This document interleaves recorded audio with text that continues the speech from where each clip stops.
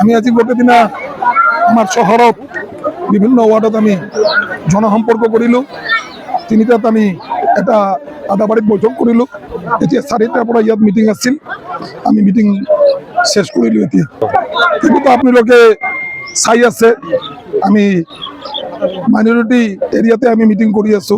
হাতত তাত যেটো ৰাইজে যেটো সমৰ্থন কৰি আছে সেইটো আমি আশাৰ বহুত বেছি, আমি যেটো আশা কৰিছিলো তাতকৈ বহুত বেছি রাইজ কিন্তু গোটে ওলাই আহিছে। এতিয়া ভারতীয় জনতা পার্টি আর সরকারমুখী ভোট দেওয়ার কারণে রাইজ ওলাই আছে।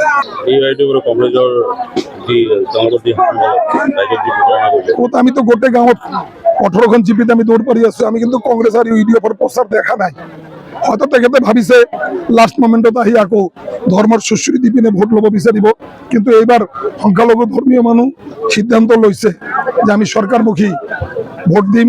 আর যেহেতু সরকার ভারতীয় জনতা পার্টির হবই অসমত, আমার যশস্বী মুখ্যমন্ত্রী হেমন্ত বিশ্ব শর্মা নেতৃত্বত আকৌ অসমত সরকার বিজেপির হবই। এই কারণে তেওঁলোকে সিদ্ধান্ত লৈছে আমি বিজেপিক ভোট দিম। তো মোৰ লাগি আছে ইউডিএফৰ লগত আমাৰ প্ৰতিদ্বন্দ্বিতা হ'ব, ইউডিএফৰ লগত হ'ব যেন লাগি আছে। সেইটোতো মই ক'ব নোৱাৰিম। ভাৰতীয় জনতা পাৰ্টি কাম কৰা দল, জয় আমাৰ কাৰণে ডাঙৰ কথা নহয়, ৰাজ্যেৰ সেৱাটো আমাৰ কাৰণে ডাঙৰ কথা। ডেভেলপমেন্ট ডেভেলপমেন্ট ডেভেলপমেন্ট তিনিটাৰ এটাই উদ্দেশ্য, উন্নতি লাগে আমাৰ ধুবড়ীত।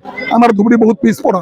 আপুনি যদি ভাৰতবৰ্ষেৰ যিকোনো ঠাইত যায় আৰ আমাৰ ধুবড়ীত যদি আহে তেনেহলে আপোনালোকে চাব ধুবড়ী বহুত পিছপৰা অঞ্চল। যেহেতু আমি সৰকাৰ বিৰোধী ভোট 30 বছৰৰ পৰা দি আছো, সেই কাৰণে বিৰোধী পক্ষৰ বিধায়ক থকাৰ কাৰণে আমাৰ এই অঞ্চলত উন্নতি হওয়া নাই।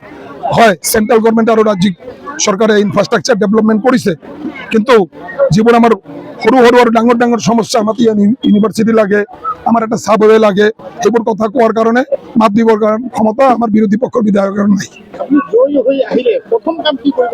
প্ৰথম কাম আমাৰ সেনপাড়া মোড়ত, যেহেতু আমাৰ মেডিকেল কলেজ ওচৰতে আছে, সেনপাড়া মোড়ত এটা ফ্লাইওভার লাগে, সেইটো আমি মাত দিম।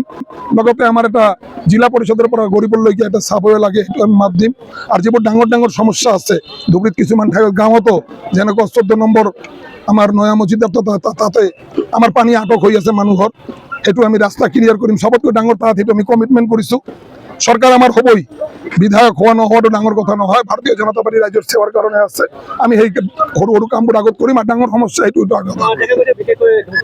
ভারতবর্ষের 140 কোটি জনসংখ্যা, আমার যশস্বী প্রধানমন্ত্রী মোদী ডাঙরিয়া কেতিয়াও নকয় 120 কোটি হিন্দু আর 20 কোটি মুসলমান।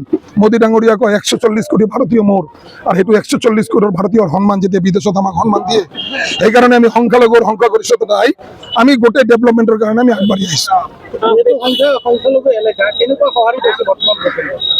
সংখ্যালঘু এরিয়াত আমি কেনেকৈ সঁহাৰি পাইছো হয়তো আপোনালোকে নমিনেশনত গম পাইছে।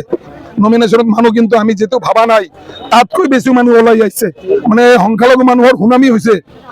এই কাৰণে আমি সেইটো ৰাইজে সিদ্ধান্ত লৈছে যে নহয় এবাৰ আমি সৰকাৰমুখী ভোট দিম। আমি তো তেওঁলোকে এইটো কৈছে, আমি বিচাৰিছো ইয়াত জনসংখ্যা 4 গুণা বাঢ়িছে, ইয়াত আৰু এটা বিশ্ববিদ্যালয় লাগে, আমার ইয়াত এটা ভাল এগ্রিকালচার কলেজ লাগে, আমার ইয়াত এটা ইঞ্জিনিয়ারিং কলেজ লাগে। সেইটোকে বিরোধী পক্ষৰ বিধায়ক আনিব পাৰিবনে? আপুনি কওকচোন, ইউডিএফ অসমত সৰকাৰ কৰিব পাৰিবনে? ইউডিএফ কি উল্টা পাল্টা মানুহক বুজ দিয়ে, সেইবোৰ কথা তেওঁলোকৰ সেইটো ভাওতাবাজি কথা। আহি পিনে লাষ্টত এটাই কথা কয়, ধৰ্মৰ কথা। ৰাইজলৈ এটাই মেছেজ, আপোনালোকে নিজৰ অঞ্চলৰ উন্নতিৰ কাৰণে আপোনালোকে ওলাই আহক আৰু ভাৰতীয় জনতা পাৰ্টি ভোট দিয়ক। ৰাইজক আমি এটাই মেছেজ দিব বিচাৰিছো।